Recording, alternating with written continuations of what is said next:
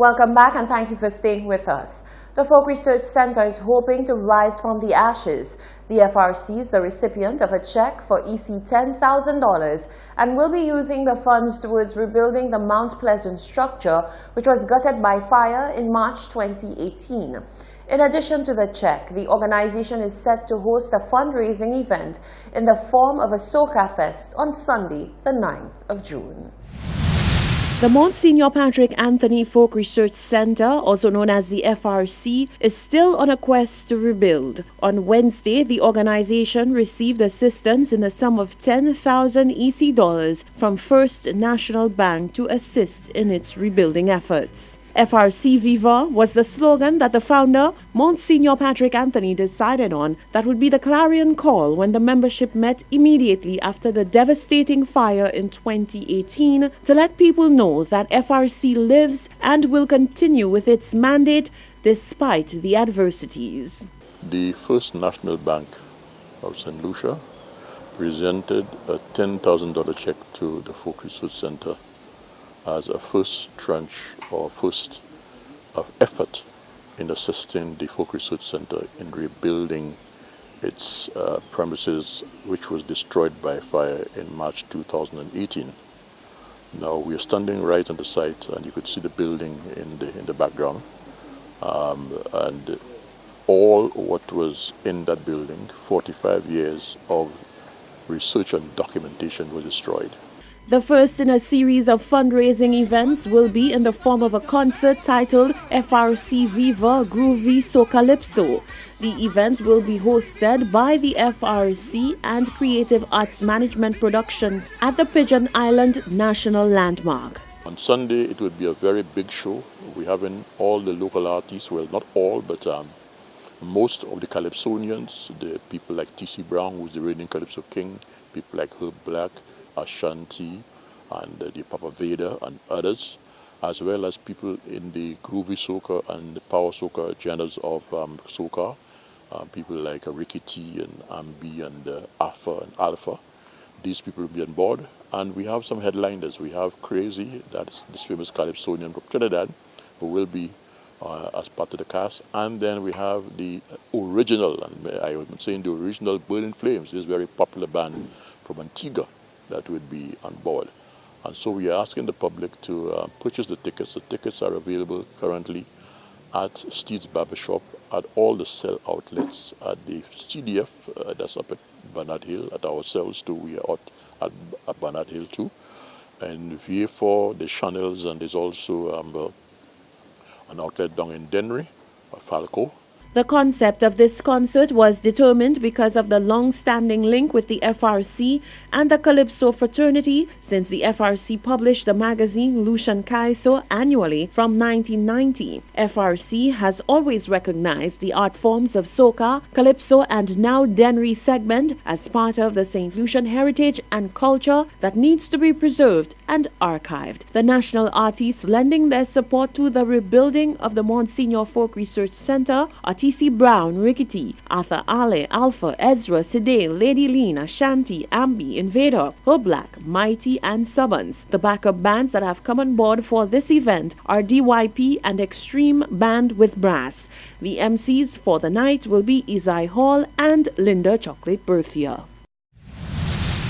A young entrepreneur by the name of Martin Hanna is introducing an award-winning initiative to St. Lucia. Penny Pinch is a digital savings platform connecting 75-plus businesses to customers via coupons. Hanna recently won the regional 2019 10 Habitat Caribbean Startup Summit's pitch competition in Barbados. Speaking to Hot 7 News, he said he has major plans for the business in St. Lucia, including the introduction of loyalty programs, gift cards, and birthday gift points and rewards. Right now, Penny Pinch is available in St. Lucia and connects 75 plus stores island-wide, meaning that you as a customer will be able to download the Penny Pinch app and get special discounts and coupons from these 75 plus retailers. Right now, we're continuing to grow and expand our retail list, allowing customers a variety of options when saving. Penny Pinch will soon be able to allow loyalty points and gift cards, allowing customers to save and even get rewards when they shop at their favorite retail stores. The young CEO spoke briefly about a specific part of his journey which propelled him towards his goal of launching successfully on island. Recently, I've been in Barbados representing St. Lucia at a regional pitch competition where I went up against different entrepreneurs in the Caribbean, and proudly I'm able to say that I took home the first prize place representing St. Lucia now on a regional scale. The competition was pretty good. It was very something new for me, especially getting to a new island where I got to network. At the conference, there were many employees of Fortune 500 companies, including Netflix, Facebook, and Amazon. I even got the chance to network with potential investors. So going to Barbados was really an eye-opener for me, not only because of the conference, but because I was able to do my market research, as I'm hoping or envisioning for Penny Pinch to not only be in St. Lucia, but expand throughout the Caribbean region. Hannah said it has long been his goal to introduce this level of technology to St. Lucia. If you go up to the States or whatnot, these already exist. I mean, everywhere you have Groupon, Retail Me Not, voucher codes, and my purpose was really to use or make use of that technology and then bring this down to St. Lucia. And not only St. Lucia, but hopefully throughout the entire Caribbean. A grateful Hannah said so far the feedback for Penny Pinch has been very positive from both customers and business owners. Since inception, the app has now reached 4.4 thousand downloads with over 300 active users per day. June 5th is World Environment Day, and the St. Lucia National Trust is partnering with the Ministry of Sustainable Development and the Department of Fisheries to tackle the many issues plaguing the environment head-on. The theme for this year's observance is air pollution. The fight to protect the local environment rages on, this time involving the St. Lucia National Trust, who has partnered with various organizations to observe World Environment Day, which is annually observed on June the 5th.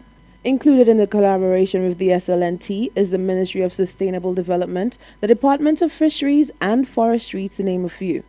SLNT Communications and Advocacy Officer Coretta Crooks-Charles said the aim of the collaboration is to raise awareness about environmental observances. It's really exciting because persons have been driving the electric car, and the Trust's role here today is to encourage persons to become members of this organization and other organizations with a mandate to protect nature, the environment. And we have a tree planting activity coming up in Dennery. As you know, trees and plants are one of the ways to tackle air pollution because the leaves and the needles absorb the toxins and emissions in the environment. We also have a lionfish derby coming up, and we have a movie that will be showing at Clendon Mason Memorial Secondary on Friday, which speaks about our blue planet and the need to protect the ocean because, again, the ocean plays an important part in providing oxygen. And unfortunately, we breathe in and out every second, and we are not aware of the importance that the environment plays in providing that very oxygen to us. So that is the role of the National Trust, to show the tangible ways that persons can take care of the environment. Crooks-Charles said over the years she believes that St. Lucians have become more environmentally conscious. And it has a lot to do with the agencies and the work that's being done, especially when you collaborate, because it makes no sense that the Trust is doing something and then forestry is doing something else. But instead we've come together over the years and we've discussed what the issues are and what people react better to.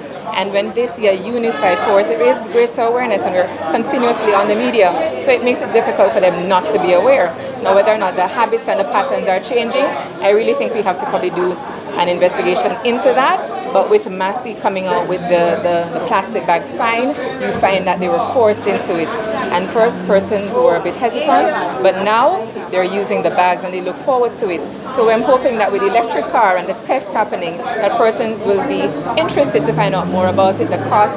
And these are the little things. When you raise awareness and they see it more often and it's continuously in their memories and their consciousness, then we will see greater change. Yvonne Edwin, who is the Information and Communications Officer of the Fisheries Department, said the aim of the day's exercise is to get persons to think of how they can do their part in protecting the environment. We have here on display some electric vehicles, and the energy unit is portraying this and promoting this and helping persons to think how they can reduce their carbon footprints. You will be allowed, the public is allowed to test drive those vehicles, to get a feel of the vehicles, all get towards helping us to reduce our carbon footprint.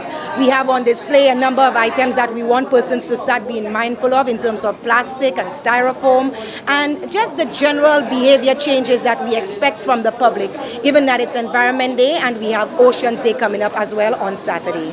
The department will be hosting a lionfish derby and underwater cleanup on Saturday in Soufrière in observance of World Oceans Day. Reporting for Hot 7 News, I'm Rochelle Gonzalez. The southern branch of the St. Lucia Fire Service says the situation with bushfires is getting increasingly dire. The officer in charge of fire prevention in the south has admonished members of the public who he says act irresponsibly by starting outdoor fires indiscriminately. We are aware that we're in the dry season, and we know persons believe that many bushfires start with a cigarette butt. Now, in the fire service, after we do our research and we have done our investigations, we know that cigarettes can start bushfires. However, the conditions must be right. Most of the bushfires that we see all over the place, especially in the south, they are started by incendiary means, meaning persons deliberately set bushfires for whatever purpose, for clearing of property, to clean. They set the bushfires, and we have evidence of that because we can see small pockets being set. Now, in the dry season, the fire department, we have been cautioning persons not to burn. However, if persons think there is a need to burn bush, they should come to the fire department, where we will we'll make recommendations and we'll guide them accordingly if there is a need to do it. That was Officer in charge of fire prevention, Owen Casabor. This is the Hot 7 Nightly News. Stay with us. There's more news coming up after this quick break.